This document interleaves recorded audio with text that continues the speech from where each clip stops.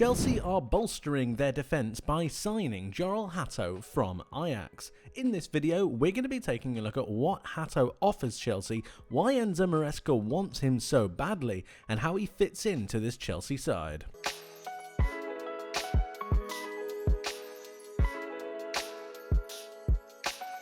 Hato has been on the radar of a few teams for quite some time now, but he could be the perfect acquisition for Chelsea.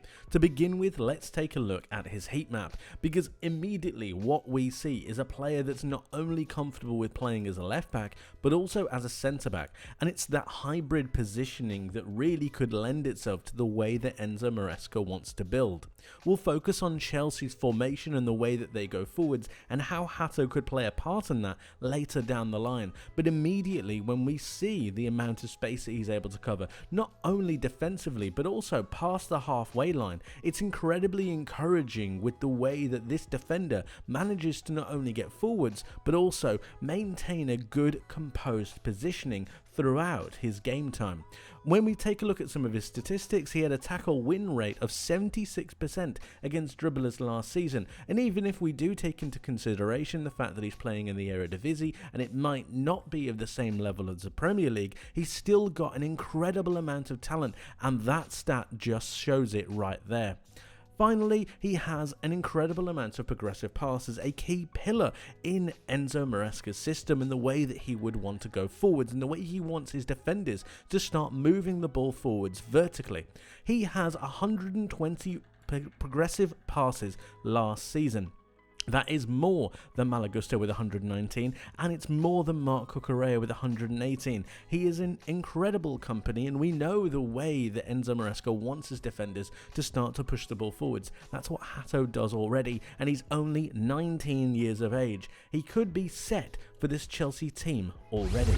He's incredibly dynamic as well, willing to work for the side and willing to move himself into more forward-thinking positions to help his team progress the ball forwards. Take this for example.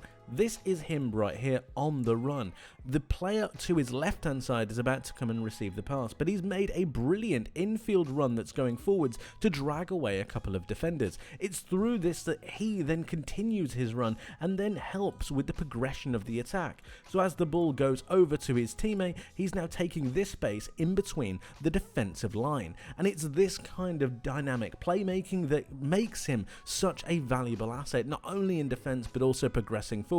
We know the way that Enzo Maresca likes to utilize his fullbacks and have them take up positions higher up the pitch, and it's in this that he's already starting to show the skill set that Enzo Maresca might look for in one of his defensive playmakers. And when we think about the way that he could really operate within this Chelsea side, not necessarily always making moves forwards, but the fact that he's able to do it and with such good dynamism is incredibly impressive. He receives the ball back here and then is still able to start to make a movement inside, and he even finalizes the move with a brilliant pass just centrally into his striker.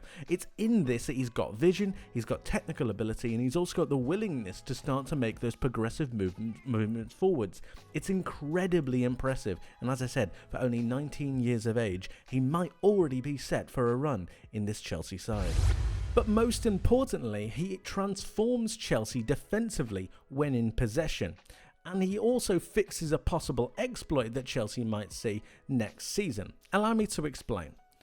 We know that Enzo Maresca likes to push a fullback forwards, whether it be inverting into midfield or a little bit further ahead to help with those overloads. Once this happens, Chelsea change from a 4 at the back to a 3-2 building formation. This is how they build play in possession.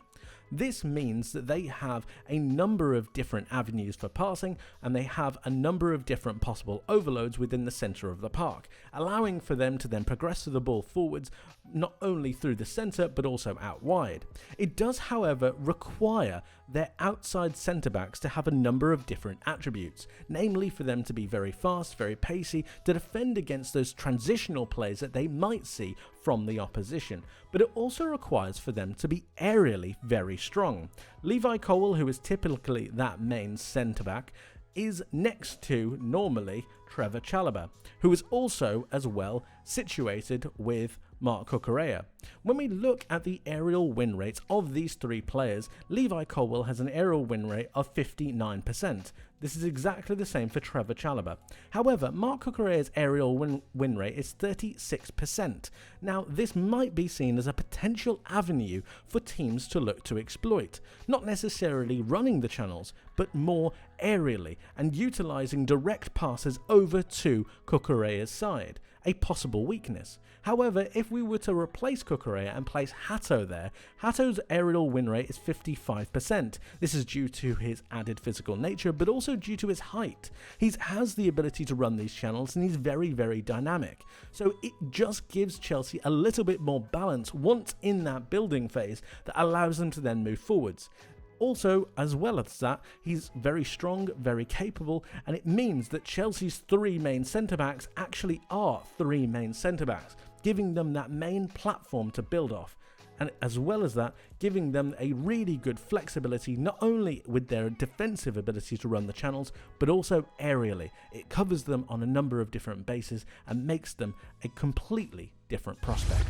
And when you need him to produce a moment of quality, he can do that as well. He is here centrally as the ball is being deflected away. It's going to be recovered by one of his teammates, and immediately what you're going to see is him on his bike. Look at this. He's ready, he's sprinting round, and he's about to isolate some space out on this left-hand flank. It gives his teammate not only a different option to pass to, but it also drags away a couple of defenders. It's a really good driving run that allows for him to really make the most of the space that's been afforded to them. He gets the ball back from his teammate, and then it's about him driving and finding that quality that I mentioned earlier. He plays a super deft cross over towards his teammates. It's a light cross that is able to then be flicked on and go into the net by his teammate. But it's a really good cross, it's really good movement, and for a defender, it's surprising the way he's able to move across the pitch, take different avenues of space, and then still have the quality to deliver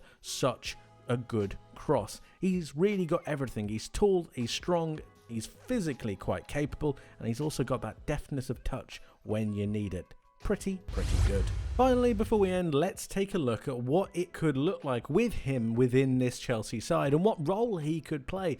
I firmly believe, after what we've already spoken about, his role could be out on that left-hand side as a left-back, mainly in the defensive part of his game. But then once Chelsea start to be in possession, once they start to progress the ball forwards, you're looking for those infield runs of Palmer, then you're looking for the right-back to then progress forwards, allowing for that back three and that back three building phase that we mentioned a little bit earlier on in the video. This gives you that platform of those two defensive midfielders, still allowing for that progression forwards, but it gives you such a good stable platform with these three centre-backs. Hato's ability not only on the ground but also aerially makes Chelsea a completely different proposition, and all of a sudden there aren't too many weaknesses when you're looking for exposing down the flanks. There isn't really an option there. Aerially, there isn't really an option either, and all of a sudden Chelsea look really balanced, not only from an offensive point of view, but also from a defensive point of view. And whenever you need to start to really create those overloads, he's always got the option to start to make runs. He's got the option to help with his team whenever they need him to. It's a really good signing that offers a ton of flexibility. He can play centre-back and left-back, but also at the same time he's got that real possessional play, he's got that good positional play, and the ability for him to really progress the ball forwards, as we mentioned earlier. He's a top signing, and I think he could really make the difference for Chelsea next season. But of course, guys, let me know what you think in the comment section below. I would love to hear from you, so please do get involved. What do you make of this signing, and how do you think Chelsea are going to do with him next season? I'd love to hear from you, so please do get involved in the comments below. Thank you ever so much for watching, guys. I hope you enjoyed, I hope you learnt something new, and I hope to see you in the next one. But until then, my friends, take care.